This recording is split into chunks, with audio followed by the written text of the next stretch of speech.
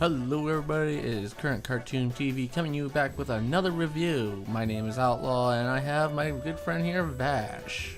Hello. Vash, we're going to be reviewing She-Ra season number 2. Oh boy, yay. So how about you go ahead and give me your likes of this season?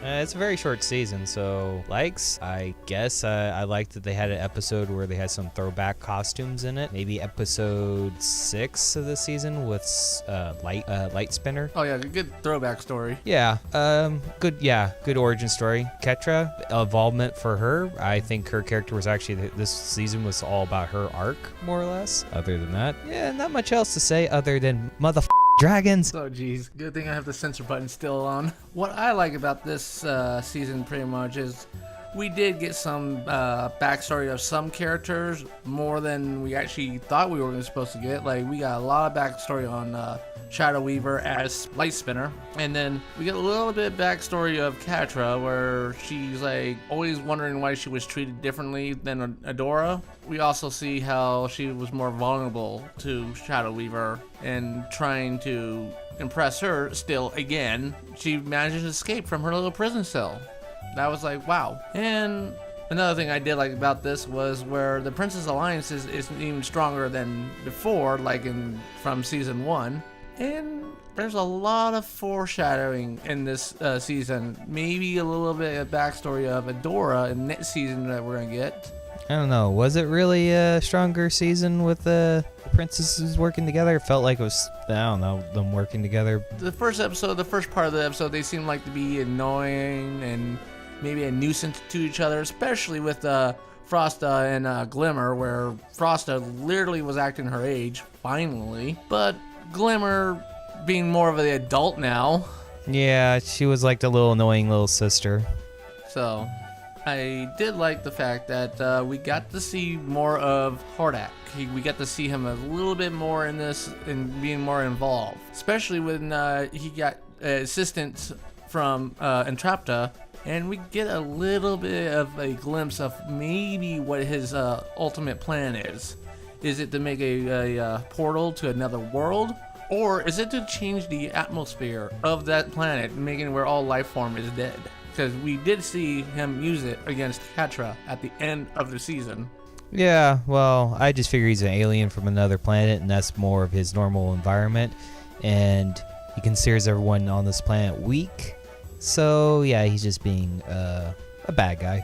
And then we also get a little glimpse of maybe Adora's past, because in episode number 3, we see a crash site in a snow plains and all that with the same message that Bo got on his little transmitter. And later down on the road, we also find out that Hordak found Adora but didn't find anything else, and that's when Shadow Weaver took her in because she felt very much power from Adora. Which actually brings me to another point, and I wanted to see what your opinion is on this. Is Shadow Weaver still fighting for Etheria, or is she fighting for herself now? Because we do see her actually gain the power of the black spell, and yet she didn't kill that little kid that she was training. I forgot his name. Micah. So I'd say it's too soon to get into possibility of that. Oh yeah? Because that character could be significant, but at the same time, he could just be like, well, there he is, and there he's gone. Plot device. Yeah, true.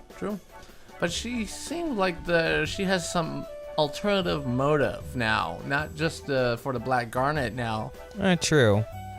And I remember from your last review, you saying pretty much maybe Shadow Weaver is trying to find her next host. Maybe, you're right. Maybe she is going to try to transfer her consciousness into Adora. Yeah, that's a possibility. Well, as far as I grasp it, she's now a creature from a dark realm that's inhabiting her body, so yeah, it's possible it still wants She-Ra's body because, groom a replacement host. But at the same time, it's probably to serve her own means, open up a dark gateway, whatever. That's why Hordak doesn't really like her, because she could get in his way. How about you give me your dislikes of this season? Dislikes. The horse didn't get a chair. Poor Kyle. He gets picked on a lot in episode 4. The guy was just trying to do his job. No, honest dislikes would be, it was a short season, and everything, in a lack of a better word, would be running in place. there was really no development for any of the characters other than maybe Catra. Everyone just kind of just, hey, we're here, we're funny, haha, we're fighting the same bad guys, nothing changed. I guess that's my only complaint. Short season and not much happened.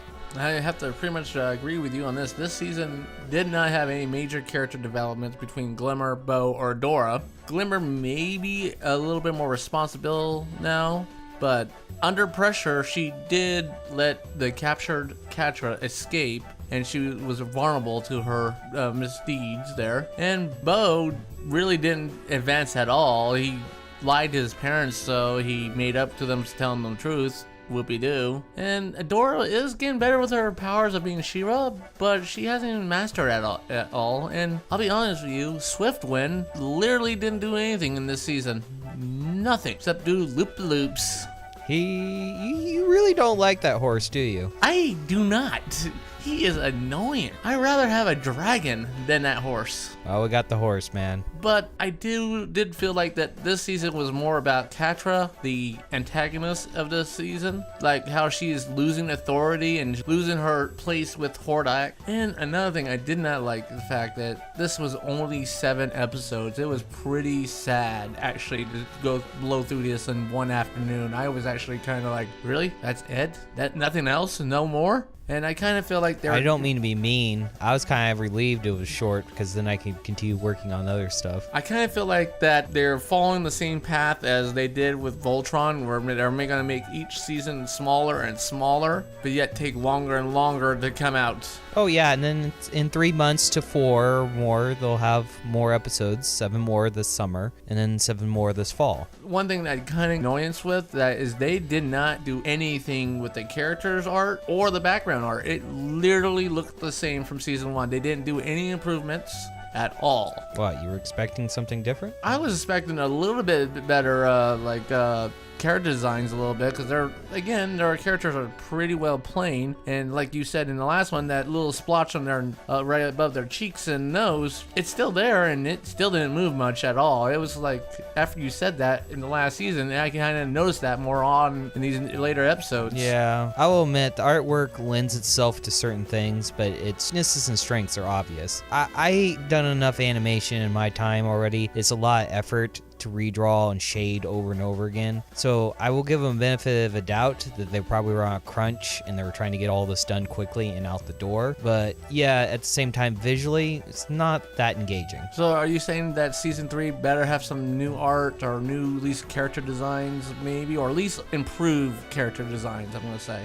No, I think they would be just fine. It's not a deal breaker, let's put it that way. The series is strong, but at the same time, it's not as great as it could be, and it's shown its hands already. So unless they do some actual serious, character development or good writing, because I was gonna say, if you have good writing, you can compensate for a lot of other things. But this season was lackluster. They were just filling time. So the writing was lackluster. The art was gonna have to pick up the tab, and since the art was unchanged, I guess it was, lack of a better word, a downgrade. That's not saying it's not a passing grade. Well, that kind of brings us right into our ratings here. So, Vash, how about you give us our ratings?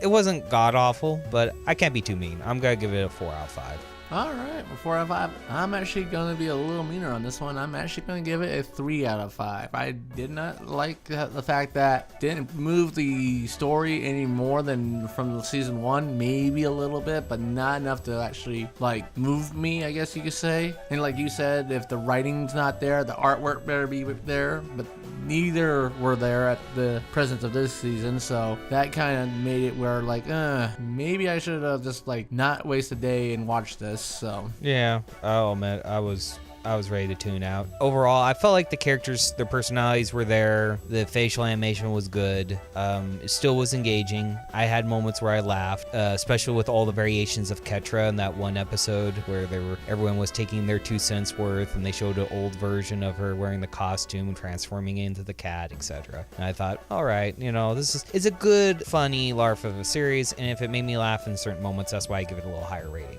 But at the same time, I would easily give it a 3 out of 5 as well, but I'm going with a 4 out of 5. All right. Well, thank you again, Vash, for joining us. Glad to be here. If you need to see more of my work or anything, I'll be around. Oh, yes. And what's your Deviant page there, my friend? DarkVash64, hi. Hopefully you can find me on Instagram. I do post things there. Yes, you do. Well, thank you guys once again. Please make sure you follow us on our Facebook, our Twitter, Patreon page there, and we also even have a website now at www.currentcartoontv.com where we post all our latest episodes there. And make sure you like and subscribe to our channel there to get more updates on any of the reviews of these current cartoons. Thank you and have a good night. See ya.